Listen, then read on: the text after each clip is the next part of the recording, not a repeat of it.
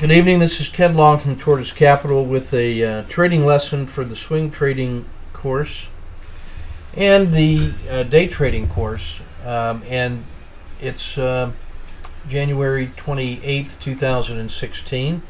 So I want to work through a couple case studies. The first one we think of as swing trading one day at a time, and I'm going to use target AXP, American Express. And so the way we set that up for the swing trade is we start with an understanding of the market condition, which begins here on our daily report. See, the market is in bullish volatile conditions, so we're expecting failure, and when that happens, it's likely to be a large intraday move, and so we like to play targeted weakness on that kind of a day. When I come over here and look at the risk Z, I notice that, however, the histogram is below the zero line but ticking up, and what that says is there are some opportunities to go long in this market after a considerable sell-off. So this is actually evidence of volatility starting to decline, which begins to favor the long side, so we can take some targeted moves in those directions. And those normally start off with intraday trades that are favorable on the long side, and then when we build up some money from those wins, we start allocating markets money to the overnight position. So we're not in the position yet where we're taking overnight risk, but when we see market in this condition down around between -2 and -1 standard deviations, we're willing to play the long side, and I'm going to show how we do that with XIV. You notice down here the market volatility, which had been quiet, has now moved up into volatile. That's why it reads as volatile, because price is below the 200-day moving average. That's why it's bearish, so we have this bearish volatile condition. I notice on my summary of swing trade signals and swing trade strategies that AXP is the number one 10-day max pain, meaning of all the Dow 30 symbols, American Express has lost the most on a 10-day basis. The other candidates being DuPont, Boeing, IBM, and Intel.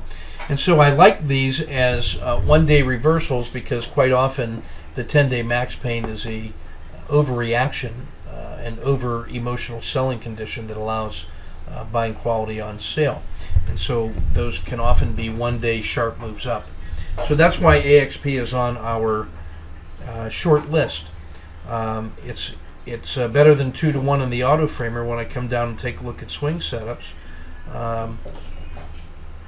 AXP is in the number one position for the auto framer. So I'm interested in this in both directions. If it fails, then I want to go short with it, because it is the worst beat down in the Dow, and so if it starts failing, it's easy to believe in reinforcing failure. Now, if I come over and take a look at AXP on a daily chart, what I notice is the following.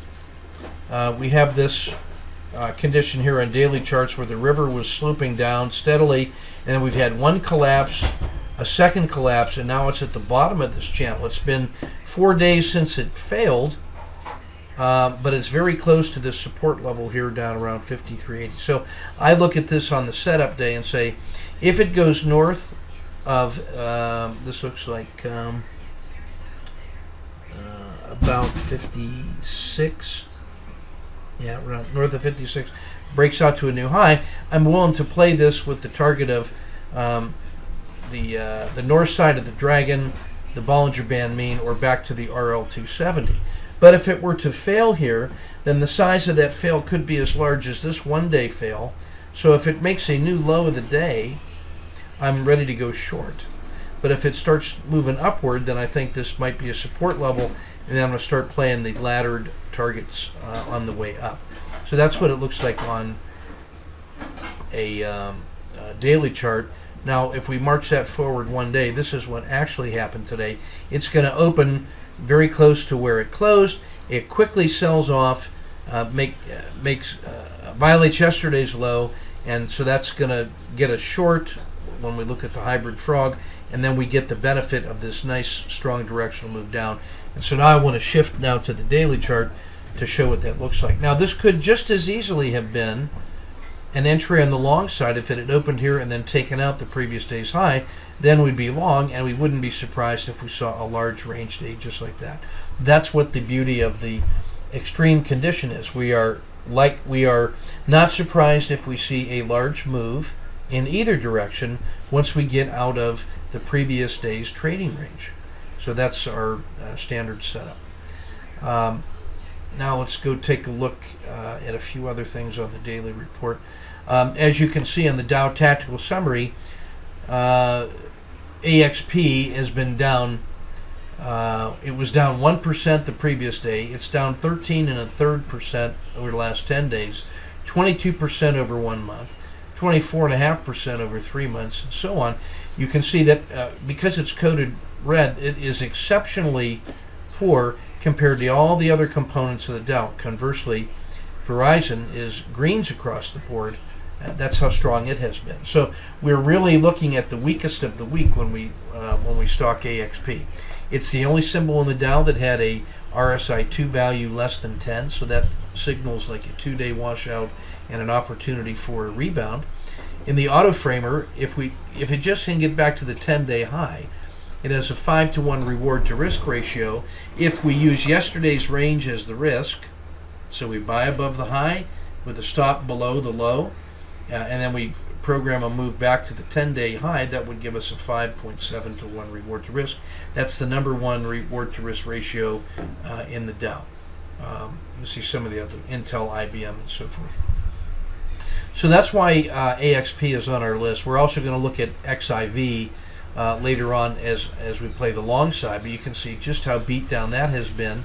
It's number one on the max pain range compression, and so that's why XIV is going to be our intraday target. If the market is going strong, then we like it. We will also have a backup of EWZ if it's going up. But typically, if the market's going up, XIV is going to be the strongest percent mover, and that will be our first and maybe easiest target intraday. So that's what the daily chart looks like. Now let's shift. We're going to shift. Now I was trading this one off my tablet in the classroom while I was monitoring my students who were doing a practical exercise, and I had some free time. So I have very rudimentary graphics on this. But what I want you to notice, with the hybrid frog box, I'm using a 50-cent initial risk box, and so what happens is we hang a box from the open, and if it goes one risk box to the south, then we get short. If it had gone one risk box to the north, we'd get long. And so what happened here was we opened, it moved 50 cents immediately against us, or against the price at the open, and that's our signal to get short. So we get short right here. We ride this thing down. We get you can see the river beginning to compress, and then this was our stop right here, and this looks to be almost 2R in the move, because we're risking 50 cents and it moves $1 in our direction, and so that's really a money management stop. Could have been better, could have had a 1, 2, 3 stop in here and gotten our money back sooner and cashed a little bit more. So I give that grade for that trade overall a B. Well executed, gave it enough room to keep failing. We ended up getting ticked out near the top. Now what we do is we're continuing to watch that now that we've established some context. And the low of the day is right here, and when that rolls over as soon as we get out and then fails and makes a new low of the day, we get short again. It grinds down. I waited too long. A 1, 2, 3 exit here would have made this another, maybe an R, but we end up getting about half an R in this one. Waited too long for it to rebound, and because the exit was too slow and gave back too much, I give myself a C- on this half-hour trade. My mind was not in a zero state, otherwise I may have been able to play the long side here, which would be my typical play. If I had done well here, I would normally be looking to get long here, but my emotional state was not good because of that bad grade, and so I didn't allow myself to trade. So that's the hybrid frog and into the target of AXP. And this is what we call swing trading one day at a time, because these are swing trade setups that AXP was showing us. We framed that trade so that we're likely to stay with it if it maintains a daily direction, but this is a way we kind of optimize it intraday. and then if I can make money on the intraday trade, then that will build up some capital with markets money that allows me to risk overnight positions with markets money rather than my seed capital. All right, so now some other intraday stuff we have. We notice this. We're shifting now over to XIV, and this is intraday, and we're looking at 1 minute charts.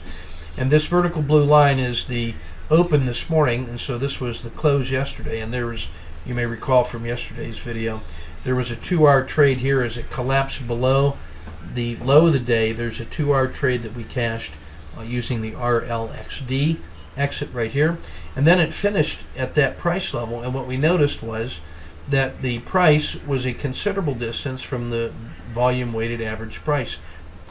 That was a noticeable discrepancy.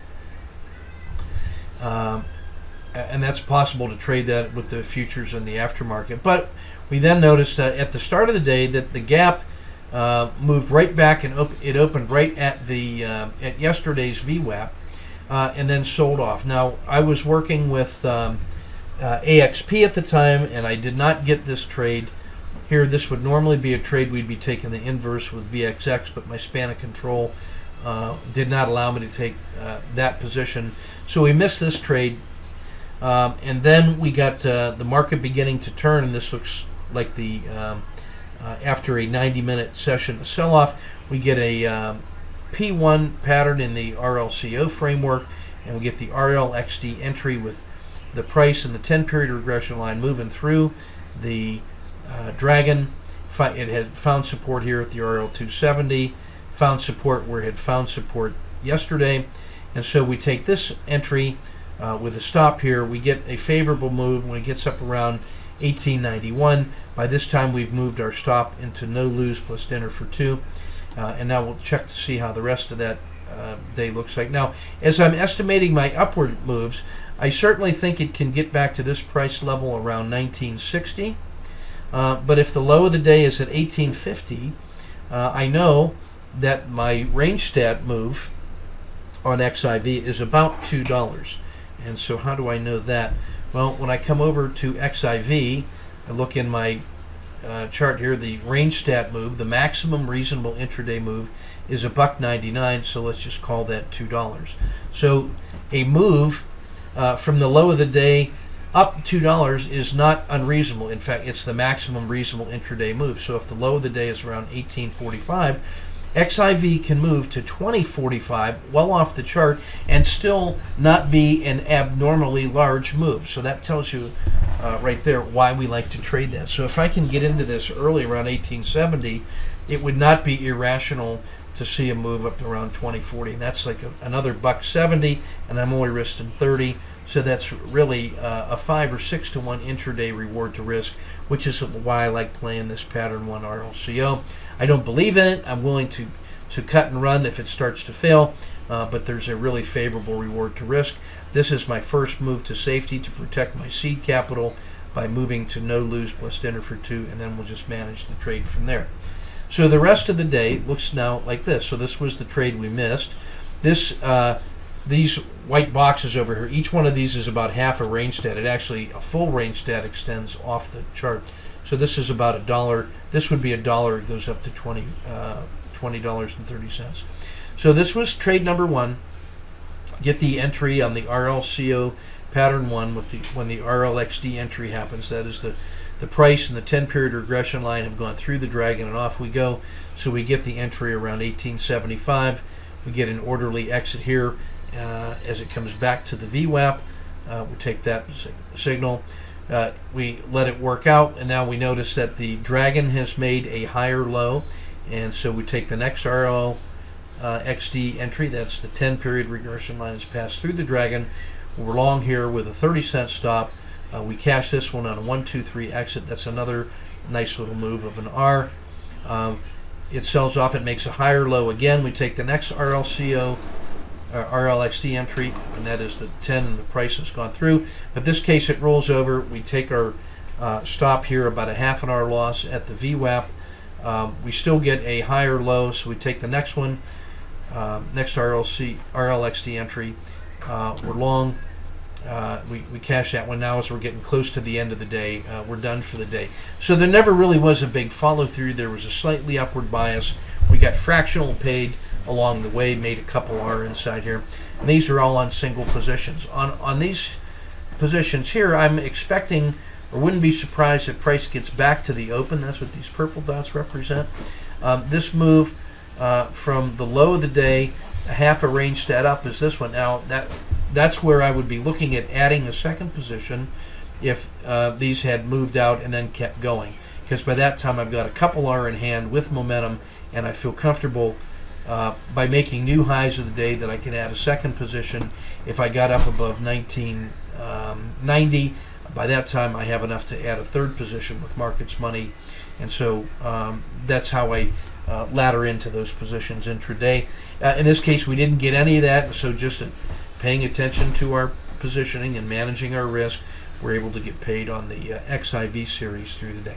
So that's a quick look at the intraday trades today with XIV and how we find them using the daily report and the trades on AXP, which we think of as swing trading one day at a time, using swing trade setups to get favorable entries, and then looking to use markets money to build those positions. If AXP continues in its direction, then I would be turning some of those into swing trades once I have enough markets money to fund the overnight risk. So it's Ken Long from Tortoise Capital. Thanks for your kind attention. Keep your risk measured and your powder dry.